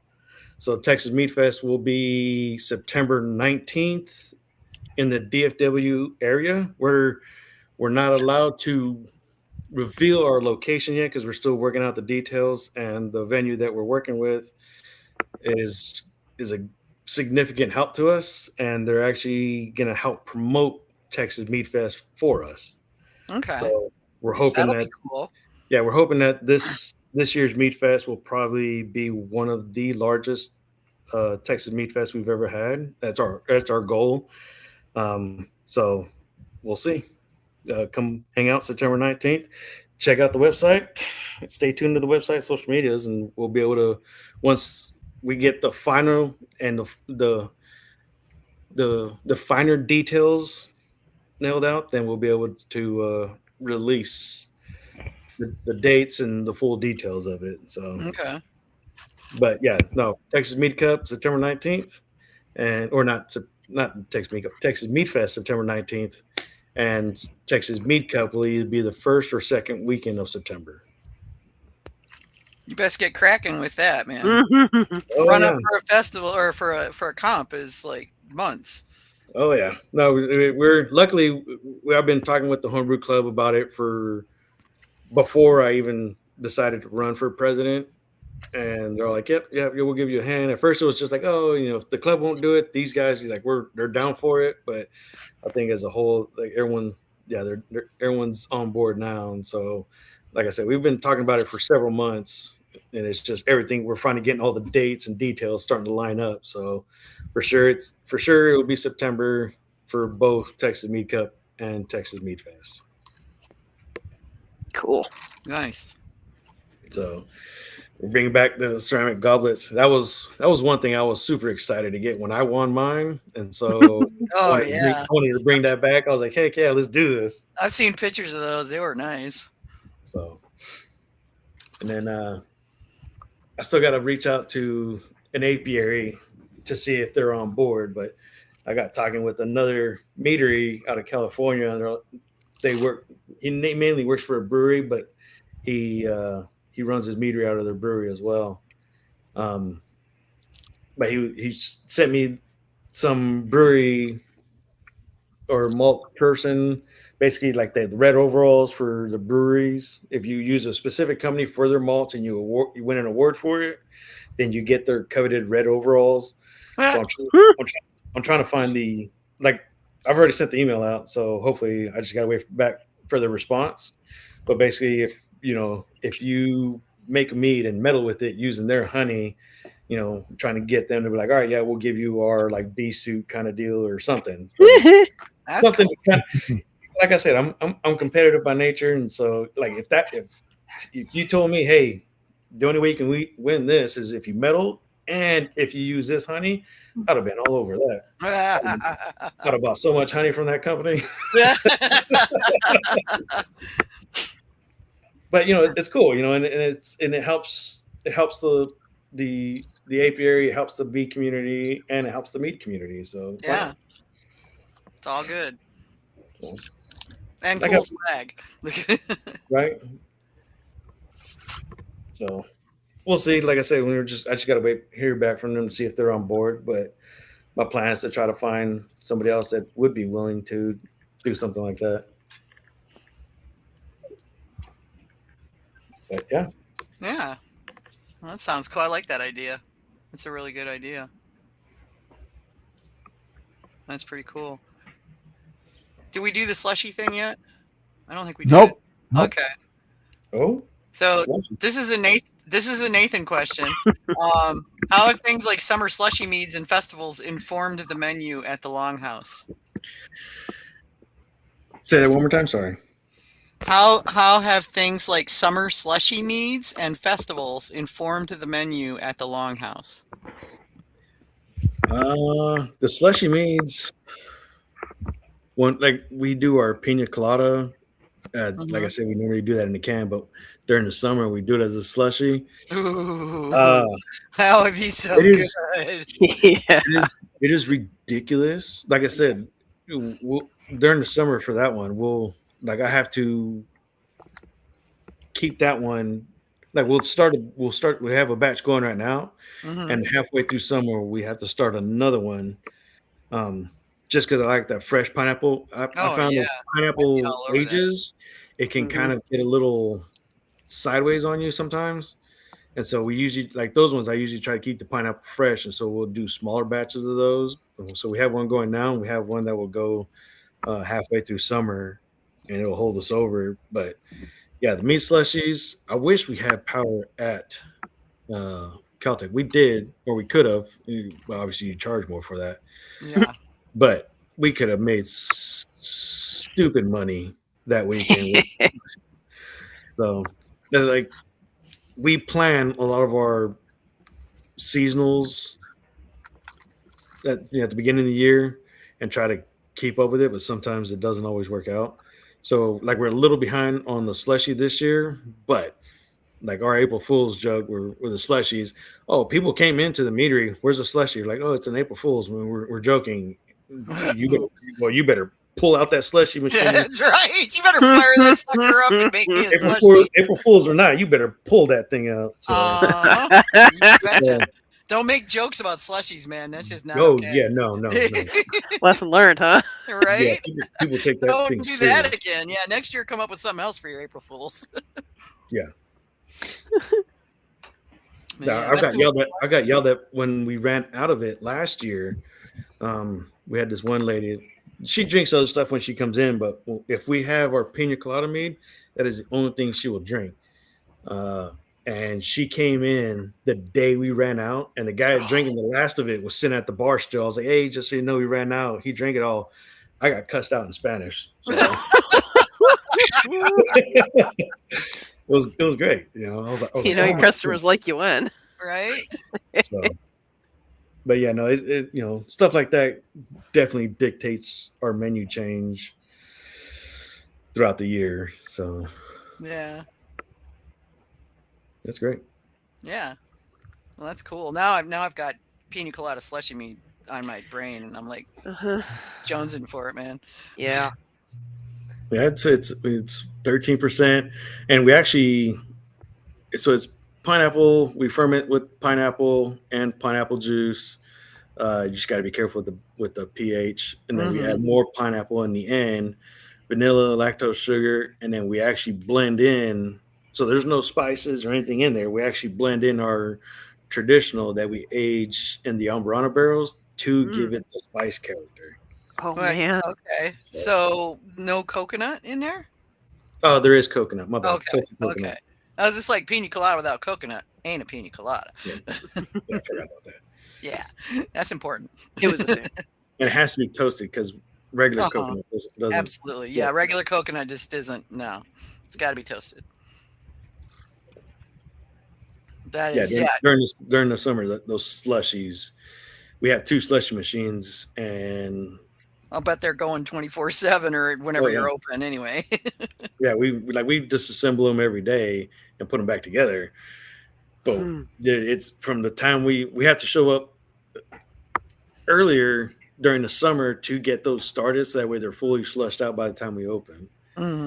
Because they're 13%, so they take a lot longer. Take a bit, yeah. Oh yeah, I didn't think about Yeah, that. 6% That makes sense. Yeah.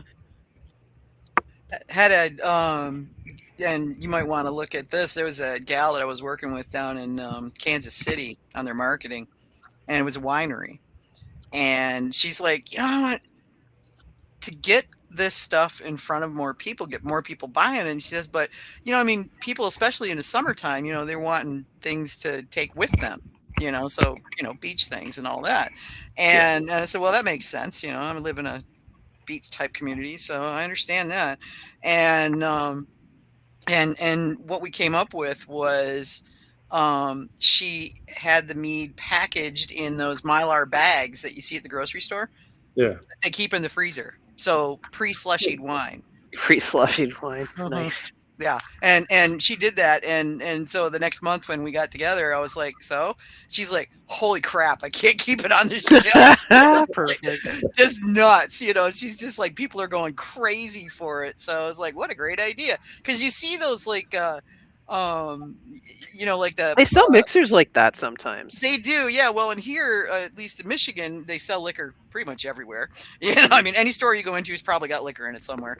And for sure, the gas stations and the grocery stores, and you know, any place that has any food will also have liquor. But there's a whole section in the freezer section in the grocery store that's full of alcoholic frozen things or semi-frozen things. You know, so there's like those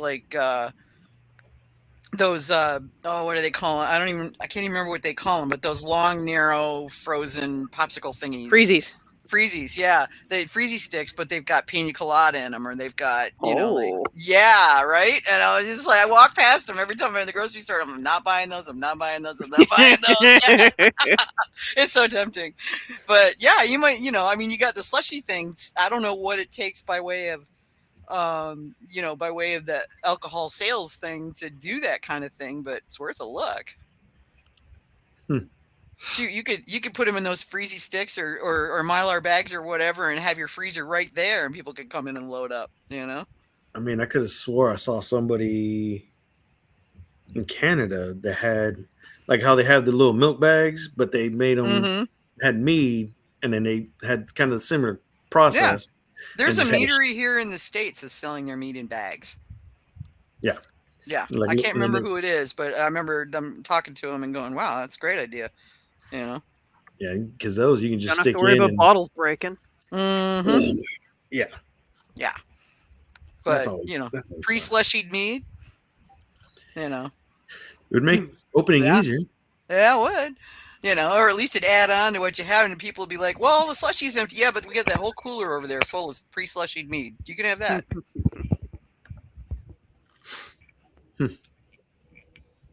So you've gotten yourself, 3 or 4 marketing tips that you can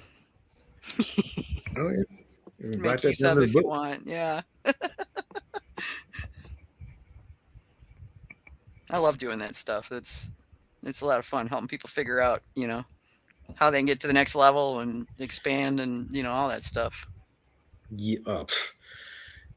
I've had a couple people that come in that were like, oh, I want to open a meadery, and what does it take, and do this and small stuff and little stuff. I'm like, how much time you got? Because I've been trying to plan this before I opened. I planned it for a little over 2 years before I even got into a building. So yeah,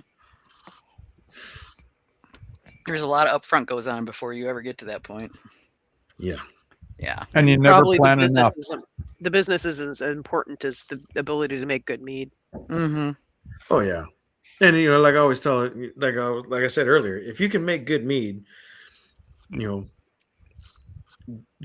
a location isn't the problem. It's finding a location big enough for you to grow into. So yeah. Okay, Rob is in the chat saying Hive Mind in Anchorage. They sell mead in Capri Sun packets. Yeah, see, that's who it is. Yeah. Yes. And Eric was on the chat. Eric no, that was Five Hives. That's yeah, but yeah, isn't Hive Mind the one that cleaned up at Valks? No. Oh, Rob posted a picture of one. Oh, that's so cool. Yeah, the one that medaled at multiple medals at Valkyrie is Alaska. Hold on, I put it in the chat here. Arctic Buzz Meadery. Oh, Arctic Buzz. Okay.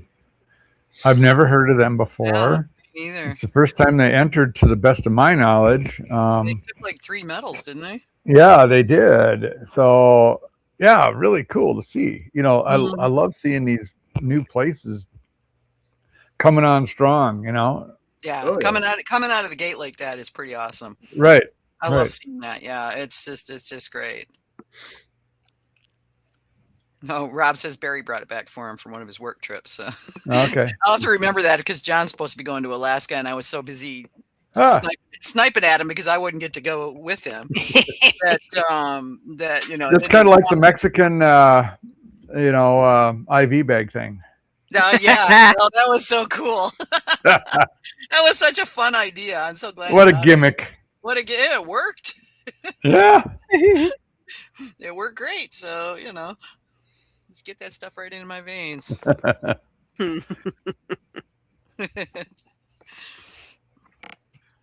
So, what do you got coming up next?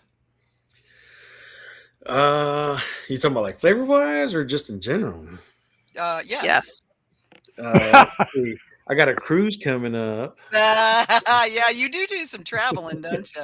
Hey, the Viking blood is strong in this guy. So yeah. It was funny because Nathan actually asked a question about that. He said, well, when you aren't being a great dad, a meadery owner, and working on your next longboat, you seem to be a knowledgeable traveler. Where haven't you been yet that you're hoping to enjoy someday? My bucket list place to travel is to Scandinavia. So there's a 12-day Scandinavian cruise. Starts out of Norway, comes around to Sweden, down to Denmark, Belgium, back up to Norway. Or you can get off in Belgium, I believe, and do a river cruise down. But I want to go up there. Yeah, I want to go up there, kind of do it as a business trip because we use Kvike for some of our meads. And so trying to go up there and do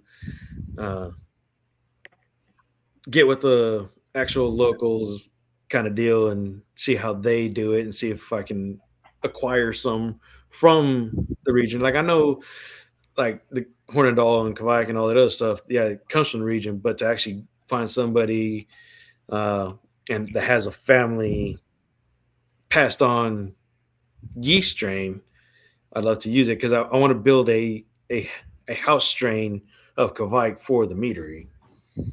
So, but I would like to directly from somewhere in Scandinavia. Mm-hmm. Because then one of my things that I want to do is, and not that it's, how do I put this without sounding bad about it? Drink like a Viking, in my opinion, is overplayed, which is why our slogan is "Drink with Honor" versus "Drink like a Viking," even though our whole premise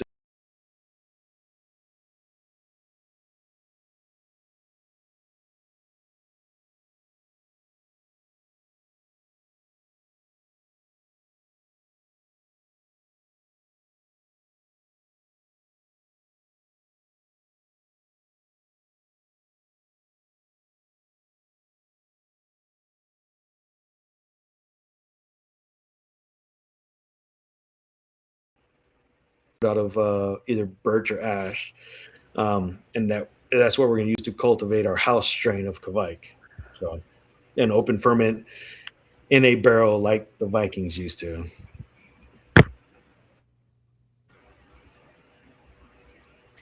Well, we got a couple of contacts. There's some folks in my area. If you have interest, let me know. Will do.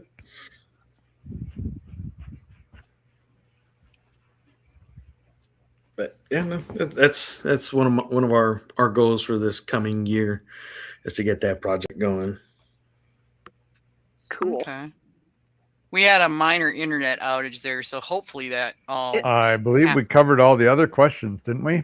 We're still We did, broadcasting on Twitch, yeah. as far as I can tell. Hopefully, we're still live and the recording's Okay. still behaving. Okay. It's saying it's Did we recording lose on my Vicky end, but then? it said that the last time. No, I'm still here. Can you hear me? Yeah, Seems I hear everybody. like- yeah, I hear you. I'm here. Oh. Hmm. I'm here. Yep. I'm hearing Yeah. everybody. All right. Let's go back through the questions here. Are there any others that we missed? I'm not seeing any. One from Bradley was not a question, but a comment. Congrats on presenting at Blue Bonnet. Much deserved. Hope to see you at Valks next year. Yeah, that's my goal. I had plans to be up there until they asked me to be the guest speaker. Yeah. And I was like, oh yeah, I'll be the guest speaker. And then without realizing it, that both events were at the same time. I was like, Sure. Oh. Yeah. Right. Understandable. Yeah. I already told everybody that there's no ifs, ands, or buts. Next year, I will be at Valkyrie's Horn. All right. Sounds like a plan. That'd I be believe cool. I saw something recently that you are also either a or the main sponsor for Mead Stampede this year. Yes, I am the presenting sponsor for Mead Stampede this year. Well, I've been the presenting sponsor for the last couple of years. They just, again, it's something I was passionate about. I like what they were doing. And, again, I have a lot of friends in the community, and so I wanted to help support them and help them grow. Yeah, cool. We had a Yeah. couple people from that group up at Valkyries this year, which was a lot of fun. Yeah, Nice to have them come up. I saw Jake got to make Yeah, the competition mead this year. That was really he cool. did. Yeah, that was awesome. Yeah. Definitely, and good to have him there. He's a good guy. Oh I'm yeah, glad he made it. he's great people to have around. He's very knowledgeable when it comes to mead too. Mm-hmm. And a good judge. He writes eloquent score sheets. Yes, That's yes. nice to hear. I love judging. Yeah, him. that's nice. That's really cool. Yeah, I would come down for that, except it's on the 4th of July holiday weekend, which is family time. I thought it was the July 9th and 10th. Yeah, that's 4th of July, man. Oh, it is 4th of July. Yeah. Oh wow. I mean, it's not the actual 4th of July holiday, but it's like, The the holiday week weekend. before, the week after. It's like that's family time. Yeah. I mean, Makes it a challenge. if you want to come down and judge Texas Mead Cup, we'd be Yeah, I glad. might have to. Yeah. Yeah. September, right? Yes, sir. Yeah. Could do. We'll be in touch. Oh yeah. So Yeah, absolutely. All right. Well, anything else? AJ, did we miss anything? I don't think so. All right. Well, we're pretty much on the 2 hours. Yeah. oh, Sorry. And here I'm getting a I phone hate my call phone. from you. Sorry. Yeah. I have no idea how Hello? that. Okay. Did you pocket dial? Yeah, I tried to scroll something and it decided to be Oh, stupid. all right. Right. I Yes, thought Vicky, maybe we can we were hear you. trying to bring Everything's fine. Vicky in the hard way. Okay, good. I had to say earlier, She Kevin was appears to saying be gone. All right. no. Well, I'm let's close it out. Carlo, thank you very much for being here. This is fun. yeah, thank you for having me again. yeah. Thanks for You coming on. bet. Anytime. Oh, you got some more mead. Uh-huh. That would be Oh man. I mean, sure, I'm happy to do that, but oh my goodness, I am not short on things to drink.